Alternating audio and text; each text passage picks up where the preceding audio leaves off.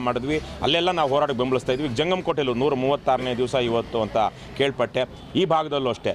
ಈಗ ತಾನೇ ರಾಜಣ್ಣ ಅವ್ರು ಹೇಳ್ತಾ ಇದ್ರು, ಇಲ್ಲೇ ನಮ್ಮ ಪಕ್ಕದಲ್ಲಿ ಒಂದು 10-15 ಜಂಗಮಕೋಟೆ ಪಕ್ಕದಲ್ಲಿ ನೂರಾರು ಎಕರೆ ಈಗಾಗಲೇ ಆಗಿದೆ, ಖಾಲಿ ಬಿದ್ದಿದೆ. ಈಗ ನಮ್ಮೂರಿನಲ್ಲೇ ಆವತ್ತಿನ 40 ವರ್ಷಗಳಿಂದ ಯಾವುದೋ ಒಂದು ಇಂಡಸ್ಟ್ರಿ ಬಂತು, 10-20 ವರ್ಷಕ್ಕೆ ಆ ಇಂಡಸ್ಟ್ರಿ ಮುಗ್ದೇ ಹೋಯಿತು. ಯಾಕಂದರೆ ಆ ಇಂಡಸ್ಟ್ರಿಗೆ ಇವತ್ತು ವ್ಯಾಲ್ಯೂ ಇಲ್ಲ. ಈಗ ಹಳೆಯ ಸೆಲ್ ಫೋನ್ಗಳಿಗೆ ಬೆಲೆ ಇದೆಯಾ? ನಮ್ಮ ಫೀಚರ್ ಫೋನ್ ಅಂತ ಇವಾಗ ಸ್ಮಾರ್ಟ್ ಫೋನು. ಅದೇ ತರಕ್ಕೆ ಹಲವಾರು ಇಂಡಸ್ಟ್ರಿಗಳು ಕಾಲಕ್ಕೆ ಅವು ತಮ್ಮ ಪ್ರಸ್ತುತತೆಯನ್ನು ಕಳ್ಕೊಳ್ತವೆ. ಹಾಗಾಗಿ ಅಂತಹದನ್ನು ಮತ್ತೆ ಇನ್ಯಾವುದೋ ಇಂಡಸ್ಟ್ರಿ ಕೊಡುವಂಥ ವ್ಯವಸ್ಥೆಯನ್ನು ನಮ್ಮಲ್ಲೆಲ್ಲ ರಿಯಲ್ ಎಸ್ಟೇಟ್ ಮಾಡಿಕೊಂಡು ಇವರು ಖಾಲಿ ಬಿಟ್ಕೊಂಡಿದ್ದಾರೆ. ನಮ್ಮ ಬೊಮ್ಮಸಂದ್ರ ಇಂಡಸ್ಟ್ರಿಯಲ್ಲಿ ಇವತ್ತು 20-30% ಫ್ಯಾಕ್ಟ್ರಿಗಳು ಮುಚ್ಚಿವೆ. ಆ ಜಾಗಗಳು 16 ವರ್ಷಗಳಿಂದ ಖಾಲಿ ಇವೆ. ನೀವು ಅಂಥ ಕಡೆಗಳಲ್ಲಿ ಹೋಗಿ ಅದರದ್ದೇನೋ ಮಾತಾಡಿ ಅದನ್ನು ರಿಅಕ್ವೈರ್ ಮಾಡ್ಕೊಳ್ಳಿ, ಮಾರ್ಕೆಟ್ ರೇಟ್ ಅವ್ರಿಗೆ ಕೊಡಿ. ಇಲ್ಲಿ ರಾಜಕಾರಣಿಗಳು, ಬಹುತೇಕ ಕೈಗಾರಿಕಾ ಏರಿಯಾಗಳಲ್ಲಿ ರಾಜಕಾರಣಿಗಳು, ದೊಡ್ಡ ಅಧಿಕಾರಿಗಳು ಅವರು ಬೇನಾಮಿಯಾಗಿ ಅಲ್ಲಿ ಇಂಡಸ್ಟ್ರಿ ರಿಯಲ್ ಎಸ್ಟೇಟು 20 ಲಕ್ಷ 30 ಲಕ್ಷಕ್ಕೆ 1 ಕೋಟಿ ರೂಪಾಯಿ ಬೆಲೆ ಬಾಳುವಂಥ ಜಮೀನು ಸಿಗುತ್ತಲ್ಲ, ಹಾಗಾಗಿ ಅಕ್ರಮಗಳನ್ನ ಮಾಡ್ತಾ ಇದ್ದಾರೆ. ಇವತ್ತು ಜಂಗಮಕೋಟೆ ಸುತ್ತಮುತ್ತ, ನಮ್ಮ ಬೆಂಗಳೂರು ಸುತ್ತಮುತ್ತ ಒಂದು 100 ಕಿಲೋಮೀಟರ್ ಪಾಸ್ಲೆಯಲ್ಲಿ ನೀವೆಲ್ಲೇ ಒಂದು ಗಿಡ ಬಿಸಾಕಿ ನೋಡಿ, ಈ ಗಿಡಕ್ಕೆ ಏನಾದ್ರು ವಿಶೇಷವಾದ ಇದು ಮಾಡಬೇಕಾ? ಕಾಡು ಥರ ಬೆಳೆಯುತ್ತೆ. ಇಲ್ಲಿ ಹೋಗ್ತಾ ಇದ್ದರೆ ನಾವೇನು ಒಂದು 10 ವರ್ಷ ಉಳುಮೆ ಮಾಡದೆ ಬಿಟ್ಟರೆ ಬೆಂಗಳೂರು ಸುತ್ತಮುತ್ತ ತನ್ನಿಂತಾನೇ ದಟ್ಟಾರಣ್ಯ ಸೃಷ್ಟಿ ಆಗಿಬಿಡುತ್ತೆ.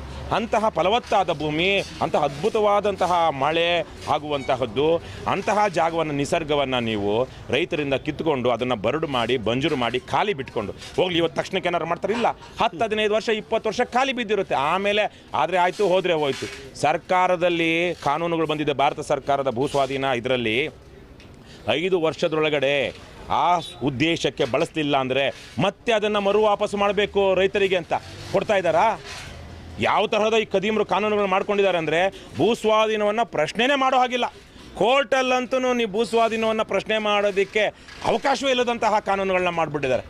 ಜನಪರವಾಗಿರುವಂಥದ್ದು ಅಥವಾ ಜನೋಪಯೋಗಿ ಆಗಿರುವಂಥದ್ದು ಅಂತ ಹೇಳಿ ಪಬ್ಲಿಕ್ ಇಂಟ್ರೆಸ್ಟ್ ಅನ್ನುವಂಥದ್ದು ಕಾರಣಗಳನ್ನು ಕೊಟ್ಟು ಆ ಕೋರ್ಟ್ಗಳು ಸಹ ಇವತ್ತು ಜನರ ಪರವಾಗಿ ನಿಲ್ತಾ ಇಲ್ಲ. ನಮ್ಮ ಕೋರ್ಟ್ಗಳಲ್ಲಿ ಇವತ್ತು PIL ಹಾಕಿದ್ರೆ PIL ಹಾಕಿದವನು ದಂಡ ಹಾಕ್ತಿದ್ದಾರೆ. ನಮ್ಮ ದುರಂತ ಅದು. ಪಬ್ಲಿಕ್ ಇಂಟ್ರೆಸ್ಟ್ ಲಿಟಿಗೇಷನ್ಗಳ ಕಾರಣಕ್ಕಾಗಿ ಅನೇಕ ಸಂದರ್ಭಗಳಲ್ಲಿ ನ್ಯಾಯಾಲಯ ಜನಸಾಮಾನ್ಯರ, ಬಡವರ, ರೈತರ ಪರವಾಗಿ ನಿಲ್ತಿತ್ತು.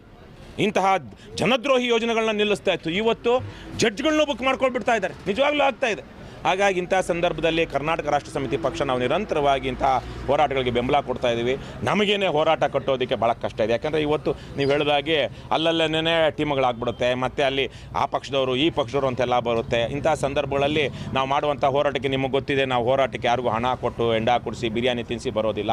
ಆದರೆ ಇಂತಹ ಸಂದರ್ಭದಲ್ಲೂ ಅನೇಕ ಹೋರಾಟಗಳಿದ್ದು ಬಿಡದಿಯಲ್ಲಿ 500 ದಿವಸ ಇವತ್ತು 501ನೇ ದಿವಸ ಇವತ್ತು 501 ದಿವಸಗಳಿಂದ ಅಲ್ಲಿ ಧರಣಿ ಕೂತಿದ್ದಾರೆ, ಪ್ರಾಮಾಣಿಕವಾಗಿ ಕೂತಿದ್ದಾರೆ. ಅದೇ ತರೀಕೆಯಲ್ಲಿ 136 ದಿನಗಳಿಂದ ಕೂತಿದ್ದಾರೆ. ನಮ್ಮ ಆನೇಕಲ್ ತಾಲೂಕಲ್ಲಿ ಹಂದೇನಹಳ್ಳಿ ಅನ್ನುವಂಥ ಹೋಬಳಿನ ಇದರಲ್ಲಿ 2 ವರ್ಷ 3 ತಿಂಗಳಿಂದ ಕೂತಿದ್ದಾರೆ.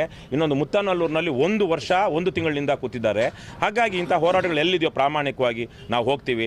ಯಾರೇ ಜೊತೆಗೆ ಬರಲಿ, ಅದು BJP ಅವರು ಬರಲಿ, JDS ಅವರು ಬರಲಿ, ಕಾಂಗ್ರೆಸ್ ಅವರು ಬರಲಿ, ಆ ಹೋರಾಟಕ್ಕೆ ನಾವು ಯಾರಿಗೂ ಬೇಸರ ಮಾಡ್ಕೊಳ್ಳೋದಿಲ್ಲ. ಯಾಕಂದರೆ ಇದು ಎಲ್ಲರೂ ಸೇರಿ ಮಾಡಬೇಕಾಗಿರೋದೆ. ಇಲ್ಲಿ ಓಟ್ ಹಾಕಿರೋರು ಎಲ್ಲ ಪಕ್ಷಗಳಿಗೂ ಓಟ್ ಹಾಕಿರ್ತಾರೆ. ಎಲ್ಲರೂ ರೈತರೇ ಅಲ್ವಾ, ಅಥವಾ ಎಲ್ಲರೂ ಜನರೇ ಅಲ್ವಾ?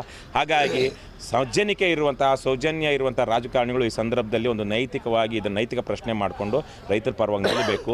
ಇವತ್ತು ಅಗತ್ಯ ಇಲ್ಲ, ಲಕ್ಷಾಂತರ ಎಕರೆ ಭೂಮಿ ಇದೆ, ಈಗಾಗಲೇ ನಿಮ್ಮ ಹತ್ರ ಕೈಯಲ್ಲಿದೆ, ಅಲ್ಲಿ ಡೆವಲಪ್ ಮಾಡಿಸಿ. ಮತ್ತು ಬೆಂಗಳೂರು ಸುತ್ತಮುತ್ತ ಇವತ್ತು ಬೆಂಗಳೂರು ತನ್ನ ಭಾರಕ್ಕೆ ತಾನೇ ಕುಸಿತಾ ಇದೆ. ಸ್ವಲ್ಪ ಹೊರಗಡೆ ತೆಗೆದುಕೊಂಡು ಹೋಗಿ ಹಾಕ್ರೆ ಯಾ ಪಾಪ.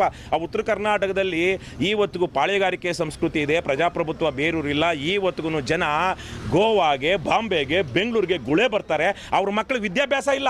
ಇವತ್ತು ಬೆಂಗಳೂರಲ್ಲಿ ಕಟ್ಟಡ ಕಾರ್ಮಿಕರು ನೋಡಿದ್ರೆ ಯಾವ್ದು ಇವತ್ತಿನ ಪರಿಸ್ಥಿತಿ ತಾವು ಏನು ನಮ್ಮ ಹೋರಾಟಗಾರರು ಹೇಳಿದ ಹಾಗೆ 136 ದಿನದ ಹೋರಾಟದ ಏನು ಇಂದಿನ ದಿನ ವಿಶೇಷವಾಗಿ ನಾವು ಮೊದಲಿಗೆ ನಮ್ಮ ಹೋರಾಟಗಾರರು ನಾವು KRS ಪಕ್ಷದ ಗೌರವಾಧ್ಯಕ್ಷರಾದಂಥ ರವಿಕೃಷ್ಣರವರಿಗೆ ಮೊದಲಿಗೆ ಇಡೀ ಜಿಲ್ಲೆಯ ರೈತರ ಪರವಾಗಿ ಸ್ವಾಗತವನ್ನು ಕೋರ್ತಾ, ಏನಿವತ್ತು ಭೂಸ್ವಾಧೀನ ಅಧಿಕಾರಿಗಳು ಅಥವಾ ಜಿಲ್ಲೆಯ ಜವಾಬ್ದಾರಿತವಾದಂಥ ಆ DC ಅಥವಾ ಸಂಬಂಧಪಟ್ಟಂಥ ಏನು ಅಧಿಕಾರಿಗಳು ಕೊಟ್ಟಿದ್ದಾರೋ ಇನ್ನೂ ಕೂಡ ಜಿಲ್ಲಾಡಳಿತ ನಿದ್ದೆ ಮಾಡ್ತಾ ಇದೆ.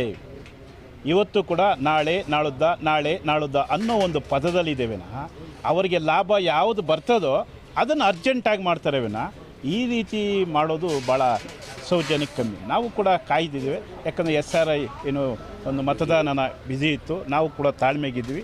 8ನೇ ತಾರೀಕು ಅವರು ಅಂತಿಮ ಹೇಳಿದರೆ ಅವರಾಗಿಲ್ಲ ಅಂದರೆ ಮತ್ತೆ ನಾವು ಯಾವ ರೀತಿ ಅವ್ರಿಗೆ ಬುದ್ಧಿ ಕಲಿಸ್ಬೇಕೋ ಸರಿಯಾದಂಥ ಬುದ್ಧಿ ನಾವು ಕಲಿಸ್ತೇವೆ. ಆಗಸ್ಟ್ 17ಕ್ಕೆ ಬೈಕ್ ರ್ಯಾಲಿ ಅಂತ ಹೇಳಿದ್ದಾರೆ ರವಿಕೃಷ್ಣ ರೆಡ್ಡಿ ಅವರು. ಈಗ ಹಿರಿಯರು ಬರ್ತಾ ಇದ್ದಂಗೆ ನಾವು ಚರ್ಚೆ ಮಾಡ್ಕೊಂಡ್ವಿ.